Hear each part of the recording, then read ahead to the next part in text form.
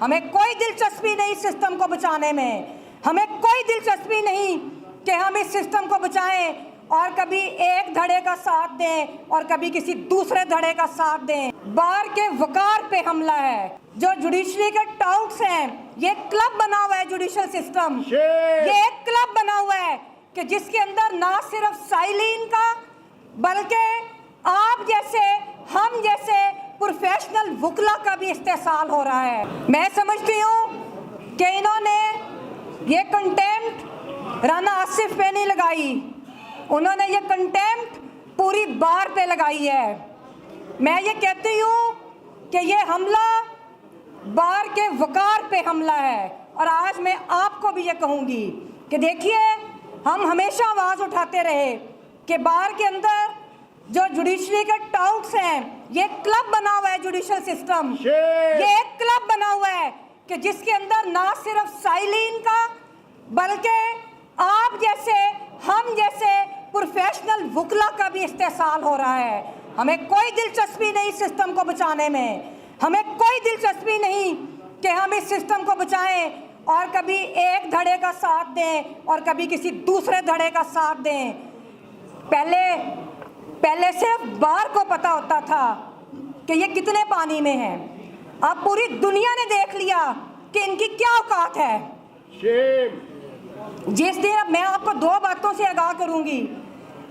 गुज़श्ता हफ्ते मैं अपने सदर साहब के साथ, उन्होंने बड़ी एफर्ट की, हमारी पूरी कैबिनेट ने बड़ी एफर्ट की, जो कैपेसिटी थी, हम लोग इस्लामाबाद गए और मुझे इतना अफसोस है, मुझे इनकी रौनक देख के, नलायक तो ये लोग पहले ही थे, लेकिन इनकी फ़रौनियत देख के मुझे बहुत अफसोस हुआ कि इन्होंने जिस तरह हम लोगों के साथ बात की और एक जज ने ये भी कहा कि जी सदर साहब आपने क्या बयान दिया था टीवी पे। भाई तुम टीवी के बयान देख के मतलब तुम्हारी जुर्रत कैसे हुई कि तुम लोग हमारी जो हमें बताओगे कि हमने बात क्या करनी है, ये कहते हैं कि हम टीवी के ऊपर बैठ के भी इनकी बातें करें। ये लोग ये कहते हैं कि हमने जो मौक़िफ़ देना है वो भी हम इनसे पूछ के दें। बुनियादी तौर पे ये इस्टेब्लिशमेंट के करिंदे हैं और जो ये चाहते हैं कि बार के अंदर, बार आखिरी मुज़ामती इदारा है पाकिस्तान के अंदर, आखिरी मुज़ामती इदारा, बार के अलावा कोई ऐसा अदारा पाकिस्तान में इस्टेब्लिशमेंट ने नहीं छोड़ा कि जो इनकी आंखों में आंखें डाल के बात करे। तो ये जो अशरफिया का एक क्लब बना हुआ है, ये लोग चाहते हैं कि इनकी ज़ुबान बंदी की जाए। ये राना आसिफ जो थे, उन्होंने जो बात की, अगर for the sake of arguments उनको हम कहते हैं कि जी उसने कंटेम्प्ट की, तो मैं ये कहती हूँ उसको और करनी चाहिए थी, उसने अभी थोड़ी की है।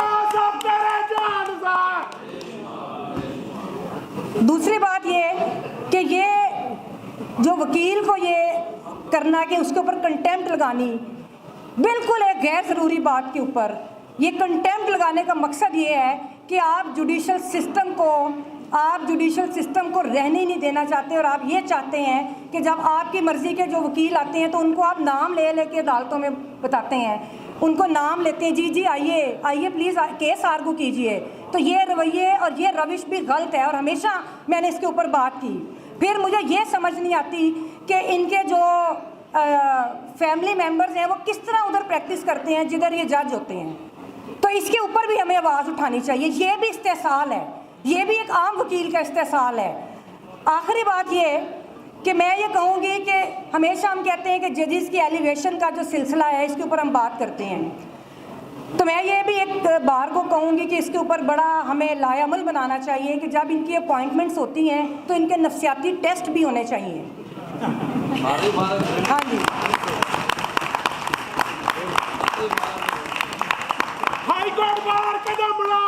ये ज़हनी तौर पे बीमार लोगों को हमारे ऊपर मुसल्लत किया गया है। जब तक ज़हनी तौर पे तंदुरुस्त लोग नहीं होते तो मेरा ख्याल है कि वो किसी भी ओहदे के लिए, ख़ास तौर पे जुडिशरी में देखें, इसकी वजह से पूरा पाकिस्तान हमारा तबाह हो गया।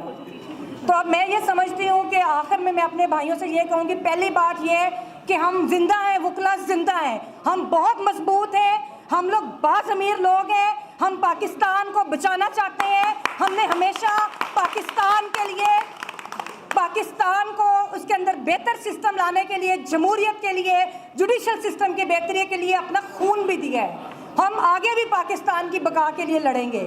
और उस दिन की मैं बात मुझे याद आ गई जिस दिन राना आसिफ का ये केस था इस बेंच के ऊपर। हम बाकी तो बड़ी बात करते हैं, इस बेंच का हाल सुन लें। ऐसे रौनक के साथ ये बैठे हुए थे, इतनी इनके अंदर फिरौनियत थी, इन्होंने बिल्कुल बार की रिस्पेक्ट नहीं की। और मुझे उस चीज़ के ऊपर बड़ा दुख हुआ, उसका हमने इजहार भी किया। बल्कि राना आसिफ इतने परेशान हुए इनके रवैये देख के कि उन्होंने कहा कि मैं तो अपनी पिटीशन वापस लेने को तैयार हूँ। तो वो फिर सबकी रिक्वेस्ट पे उन्होंने वो पिटीशन अपनी वापस नहीं ली थी। वो कभी पीछे नहीं हटा, वो दिलेर हमारा भाई है और उसने एक बुनियाद डाल दी इस सिस्टम को बसीदा और इस्तेसाली सिस्टम को तब्दील करने की बुनियाद राना आसिफ ने डाली है। और अब आखिर में मैं आपसे ये कहूँगी कि जो लाए अमल की बात है, बिल्कुल हम लोगों ने कानून के दायरे में रह के हमने मुकम्मल मुज़ाहमत करनी है इनके ख़िलाफ़, इस सिस्टम के ख़िलाफ़, इसके कारिंदों के ख़िलाफ़।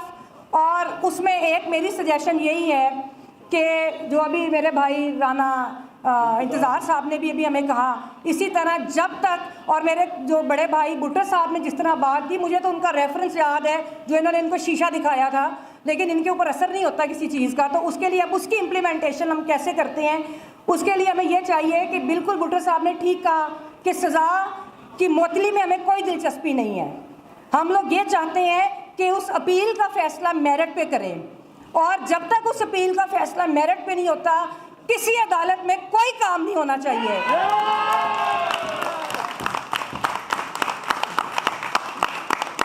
कानून के दायरे में हम नहीं रह के करेंगे, हम वो करेंगे जो हमें चाहेंगे। हम कोई कानून का दायरा नहीं रखेंगे क्योंकि ये कानून की पासदारी नहीं कर रहे, हम भी नहीं करेंगे। देखिए जी वकील, देखिए जी वकीला ने हमेशा, ये आपका ओपिनियन है, मैं उसका रिस्पेक्ट करती हूँ मैं, लेकिन हम लोग पूरी दुनिया में बड़ा मोतबर समझती है। हमने हमेशा कानून के दायरे में रह के आमरीत का मुकाबला किया।